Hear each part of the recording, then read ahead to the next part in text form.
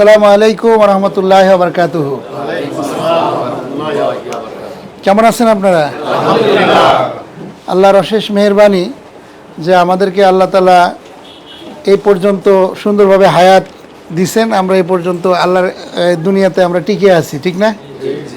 অনেক মানুষ কিন্তু আপনি দেখবেন যে ঢাকা শহরে প্রায় শত শত হসপিটাল আছে, মেডিকেল কলেজ আছে, সেখানে দেখবেন আইসিইউ আছে না? আইসিইউতে সিট না পাওয়ার কারণে মানুষ অন্যায় ঘুরতেছে। ওনারা যদি একটা আইসিইউতে একটা সিট পাইতো তাহলে এইটা তার জন্য সবচেয়ে বড় পাওয়া ছিল, কিন্তু আইসিইউতে একটা সিট পাইতেছে না। কিন্তু আপনাদেরকে যদি বলা হয় যে আপনাদেরকে আইসিইউ দেওয়া হবে, আজকে ওপেন আছে, আপনারা কি কেউ যাবেন যে আইসিইউতে? কারণ তারা জানে যে জিনিসটা কি, তারা কি পর্যায়ে গেছে।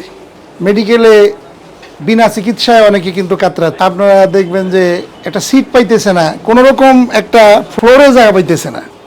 তাহলে কত কষ্টে মানুষেরা আছে। সেই অনেক রকমের কষ্টের মধ্য থেকে আল্লাহ তাআলা কিন্তু আমাদেরকে বাছাই করে সুন্দরভাবে সুস্থভাবে রাখছেন। এজন্য আমরা আল্লাহর কাছে শুকরিয়া আদায় করবো না বলেন? আমরা সবাই পড়ি আলহামদুলিল্লাহ। আল্লাহ যেন আমাদেরকে মৃত্যু পর্যন্ত সুস্থ রাখেন, আমিন। এই সুস্থতার সবচেয়ে বড় একটা নেয়ামত। মানে আল্লাহ তাআলার কাছে আমরা যত রিজিক পাই, খাওয়া, পড়া, শিক্ষা, চিকিৎসা, বাসস্থান, এই পাঁচটা জিনিস হইলে তো মানুষের আর লাগে না। পাঁচটা জিনিস আপনাকে দেওয়া হলো, সব আপনি পাইলেন, অর্থ, টাকা, সম্পদ, গাড়ি, বাড়ি সব আছে, কিন্তু আপনি সুস্থ না, তাহলে কি হবে? অসুস্থ, জ্বর, ডায়াবেটিস, অনেক রোগে আক্রান্ত, অনেক ব্যথা বেদনা চলতেছে, তাহলে এগুলি কোনো কাজে লাগবে না, লাগবে? এই জন্য নেয়ামতের মধ্যে, রিজিকের মধ্যে সবচেয়ে যে বড় রিজিক সেটা হলো সুস্থ থাকা। এই জন্য আমরা আল্লাহর কাছে সবসময় সুস্থতার জন্য আমরা দোয়া করব, আল্লাহ আমাদেরকে যেন সুস্থ রাখেন। আরেকটা হলো, আমরা আজকে দ্বিতীয় দফা আমরা এই শীত বস্ত্র কম্বল একটু বিতরণ করতেছি। এটার মাধ্যমে আমরা কি চাচ্ছি? আমরা এটাই চাচ্ছি যে একজন মানুষ আরেকজন মানুষের জন্য যদি আগায় না আসে, সেবায় যদি না থাকে, তাহলে সেটা মানুষ না। মানুষ আর পশুর মধ্যে পার্থক্য হচ্ছে, পশু শুধু নিজে ভালো থাকার জন্য পারে, অন্যের ভালো রাখতে পারে না। মানুষ নিজে ভালো থাকতে পারে, অন্যকেও ভালো রাখতে পারে। এই জন্য আল্লাহ তাআলা ঘোষণা দিয়েছেন যে মানুষ হচ্ছে শ্রেষ্ঠ, আশরাফুল মাখলুকাত, কুনতুম খয়রা উম্মাতিন উখরিজাত লিন্নাস। আল্লাহ বলছেন তোমরাই শ্রেষ্ঠ জাতি, তোমাদেরকে পাঠানো হয়েছে মানুষের কল্যাণের জন্য, তোমরা মানুষকে কল্যাণ করবে।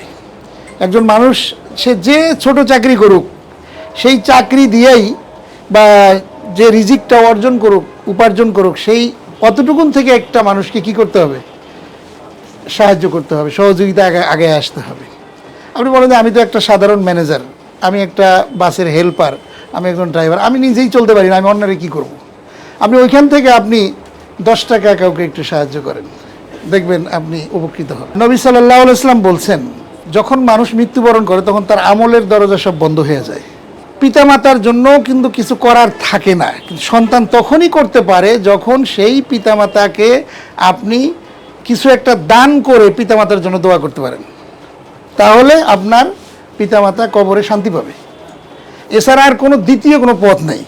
আপনি নামাজ পড়বেন, রোজা করবেন, জাকাত দিবেন, অন্য কোনো ইবাদত বন্দেগী করবেন, তার জন্য দোয়া করবেন, কবুল হইতেও পারে, নাও পারে।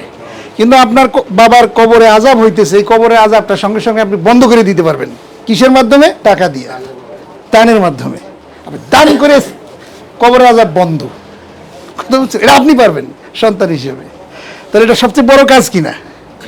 এই জন্য আমরা যে সেক্টরে কাজ করি না কেন, আমরা মানুষকে আমরা সহযোগিতা করব। এটাই একটা প্রেরণা সৃষ্টি করার জন্য আল মাদিনা খাইরিয়া ফাউন্ডেশন, এই ফাউন্ডেশনের মাধ্যমে আপনার যদি কোনো অ্যাম্বুলেন্সের দরকার হয়, ফ্রি অ্যাম্বুলেন্স, কোনো লাশ নেওয়ার জন্য কোনো কিছু পাওয়া যাচ্ছে না, অ্যাম্বুলেন্স ভাড়া করার টাকা নাই, আমার সাথে যোগাযোগ করবেন, ইনশাআল্লাহ অ্যাম্বুলেন্সের সার্ভিস আমরা দিয়ে দেব। কথা বুঝতে পারছেন? এটা খুব ভালো কাজ না? এইভাবে আপনি যদি কাউকে সহযোগিতা করেন, একজন হসপিটালে একজন রুগীকে আপনি দেখতে যাবেন, কোনো কিছুই করলেন, দেখে খালি সালাম দিবেন, কেমন আছো, তোমার এত অসুস্থ, আমি তোমাকে দেখতে আসছি, খালি এই কথা বলে যদি আপনি তার কাছে যান, নবী সাল্লাল্লাহু আলাইহি ওয়াসাল্লাম বলছেন যে 70,000 ফেরেশতা সকালে গেলে 70,000 ফেরেশতা সকাল থেকে দুপুর পর্যন্ত আপনার জন্য দোয়া করতে থাকবে। আবার যদি বিকেলে আপনি কোনো রুগীকে দেখতে যান, শুধু দেখতে গেলেন, রুগীর পাশে একটু থাকলেন, তাহলে 70,000 ফেরেশতা দুপুর থেকে শুরু করে রাত পর্যন্ত আপনার জন্য দোয়া করতে থাকবে। তাহলে রুগী একজন অসুস্থ মানুষ, এরকম যে যে বিপদে পড়ুক, বিপদ আপনারও আসতে পারে, আমারও আসতে পারে, ঠিক না? আল্লাহ রসুল বলছেন যে তোমাদের যে বিপদ আসে, বালা মুসিবত কষ্ট, এগুলো তোমাদের জন্য একটা পরীক্ষা।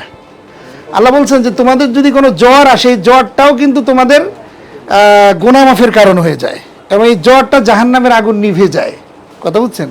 তো কোনো টেনশন করব না। আমি যদি সবর করতে পারি, ধৈর্য ধারণ করতে পারি, তাহলে আমাকে আল্লাহ তাআলা এই একটা কষ্টের মাধ্যমে আমাদের বিপদ দূর করে দিবেন। এই বিপদটা আমার জন্য গুনাহ মাফের কারণ হয়ে যাবে যদি আপনি ধৈর্য ধরতে পারি। আল্লাহ বলছেন ইন্নাল্লাহ মা'আস সাবিরিন, আমি ধৈর্যশীলদের সাথে থাকি। এবার আল্লাহ কত কাছে থাকেন, আপনি আল্লাহরে ডাক দেওয়ার জন্য ওই শালি মাজারে গিয়া হাত পাততে হবে না, আপনি আপনার ঘরের মধ্যেই এখানে আল্লাহরে পাবেন। আল্লাহ বলছেন আমি তোমার ঘাড়ের যে শাহরগটা থাকে, ওয়া নাহনু আকরাবু ওয়া ইলাইহি মিন হাবলিল ওয়ারিদ, তোমার ঘাড়ের যে শাহরগটা আছে এর চেয়েও আমি কাছে থাকি। আল্লাহ বলতেন তাহলে কি করবা, কেমনে ডাকবা? কোনো ইমাম সাহেবও ধরা লাগবে না, কোনো পীর মুর্শিদও ধরার দরকার নাই, ডাইরেক্ট আপনি আল্লাহরে ডাক দিবেন। আল্লাহ শিখিয়ে দিয়েছেন, এটা আমার কথা না, আমি যে কটা কথা বলতেছি আল্লাহ শিখিয়ে দিয়েছেন। উদউনি আস্তাজিব লাকুম, বান্দারে তোমরা আমাকে ডাকো, আমি তোমার ডাকে অবশ্যই সাড়া দিব। সুবহানাল্লাহ বলেন। তো এই জন্য আমরা আল্লাহ তাআলাকে আমরা বিশ্বাস করব কতটুকুন? 90%, 95%, 100% বিশ্বাস করতে হবে। যদি আল্লাহকে, রসুলকে, পরকালকে, আখেরাতকে যদি আমরা বিশ্বাস না করি, তাহলে আমাদের ঈমান থাকবে না, ঠিক না? আর আল্লাহ রসুল পরকাল ছাড়া আপনি দুনিয়া থেকে যাইতেও পারবেন না, যাইতে পারবেন কিন্তু ওখানে আপনি শান্তি পাবেন না, ঠিক না? এটা সত্য, শাশ্বত। কারণ আমাদের কাছে, আমরা কেন বিশ্বাস করি বলেন তো? আমাদের কাছে কি আছে? পৃথিবীর কোনো ধর্মের লোকদের কাছে কোনো কিছু নাই যেটা মুসলমানদের কাছে আছে। আমাদের কাছে আছে কোরআন। এই কোরআনটা দুনিয়ার কোনো মানুষ লেখে নাই, এটা একবারে আল্লাহর কাছ থেকে ডাইরেক্ট নবীর মাধ্যমে আমাদের কাছে আছে এখনো পর্যন্ত। এটা একটা মিরাকল। এটার চ্যালেঞ্জ ঘোষণা করছে আল্লাহ তাআলা যে এই কোরআনের মতো কোরআন কেউ রচনা করতে পারবে না। দুনিয়ার কোনো বইয়ের মতো বই রচনা করা সম্ভব, ধর্মীয় গ্রন্থ রচনা করা সম্ভব, কিন্তু কোরআনের মতো কোরআন রচনা করতে পৃথিবীতে কেউ আর পারবে না। আমি বরকত ট্রাভেলসের স্বত্বাধিকারী হিসেবে আমার অনেক স্টাফ আছে, আপনাদের সাথেও আমাদের দেখা হয়। এই কথাগুলো আমরা টেলিভিশনে বলতেছি, আমরা বিভিন্ন মিডিয়ায় বলতেছি, কিন্তু আমাদের ভাইদের সামনে বলতেছি না। এই জন্যই আমাদের কি করতে হবে? একজন আরেকজনকে সত্য কথা বলতে হবে, হকের কথা বলতে হবে, সুন্দর কথা বলতে হবে, ঠিক না? আর মানুষের পাশে দাঁড়াতে হবে। আমরা পরিবহন শ্রমিকরা সবচেয়ে নির্যাতিত, বিভিন্নভাবে আমরা নিপীড়িত। আমরা চাকরি করি, দিন আনি দিন খাওয়া অবস্থা, ঠিক না? এবং আমাদের শেষ বেলায় আমাদের বলা যায় যখন বয়সে উপনীত হয় তখন আর আমাদের কিছু থাকে না। এই জন্য আমরা চেষ্টা করব, আপনারা যদি আমাদের সাথে থাকেন ইনশাআল্লাহ ভবিষ্যতে আমরা চাই এই পরিবহন শ্রমিকদের পাশে দাঁড়াতে। এই জন্যই আমরা একসাথে হয়েছি, সেদিনও হয়েছিলাম, আজকেও হয়েছি। এখানে কোনো অকল্যাণমূলক কথা বলছি? এরা সকলের জন্য এটা দরকার, ঠিক না? এই জন্য আপনাদের কাছে আমি এই উদাত্ত আহ্বান জানাই যে আমরা সুখে দুঃখে সবসময় একে অপরের পাশাপাশি থাকবো, সঙ্গবদ্ধ জীবন যাপন করবো। আল্লাহ তাআলা কোরআনে বলছেন ওয়াতাসিমু বিহাবলিল্লাহি জামিআন ওয়া লা তাফাররাকু, তোমরা ঐক্যবদ্ধ হয়ে আল্লাহর রজ্জুকে ধারণ করো, পরস্পর বিচ্ছিন্ন হয়ে যায় না। একজন ড্রাইভার, সে ড্রাইভারি করতে করতে তার লাইফ শেষ করে দিল, কিন্তু শেষ পর্যন্ত যখন আর সে ডিউটি করতে পারতেছে না, তার পাশে দাঁড়ানোর মতো কোনো লোক নাই, আছে? একটা বিপদে থাকলে সেখান থেকে বিপদ থেকে উদ্ধার করা সম্ভব, ঠিক না? এজন্যই ঐক্যবদ্ধ প্রচেষ্টা, সাধনা আমাদের সবসময় থাকা লাগবে। আমরা আল্লাহর পথে থাকবো, আমরা 5 ওয়াক্ত নামাজ পড়ব। শুনেন, পৃথিবীর মধ্যে সবচেয়ে বড় ধনী কে? মার্ক জুকারবার্গ, এর 5 নম্বর ধনী। 4 নম্বর ধনী হলো বিল গেটস। 3 নম্বর ধনী হইল জেফ জোসেফ। 2 নম্বর ধনী হইল ইলন মাস্ক। 1 নম্বর ধনী কে? 1 নম্বর ধনী আমার আল্লাহ রসুলের মাধ্যমে জানাই দিছেন যে 1 নম্বর ধনী হচ্ছে সেই ব্যক্তি যে ফজরের 2 রাকাত সুন্নত নামাজ আদায় করবে আর 2 রাকাত ফরজ নামাজ আদায় করবে। এর মূল্য হচ্ছে আকাশ এবং জমিনের মাঝখানে যত কিছু আছে এটা হলো এর চেয়ে বেশি মূল্যবান। সুবহানাল্লাহ। তাহলে বড় ধনী কে? 1 নম্বর ধনী এটা না? আপনারা ফজরের নামাজ পড়বেন আর এইভাবে 6 মাস নামাজ পড়েন, দেখবেন আপনার কোনো অভাব থাকবে না। আল্লাহ আপনাকে কখনোই অভাবে রাখবেন না। আমার কথা শেষ। আমরা একটু সৎ পথে থাকবো, ভালোভাবে থাকবো। আল্লাহ যেন আমাদের সবাইকে কবুল করেন। আমরা সবাই বলে আমিন।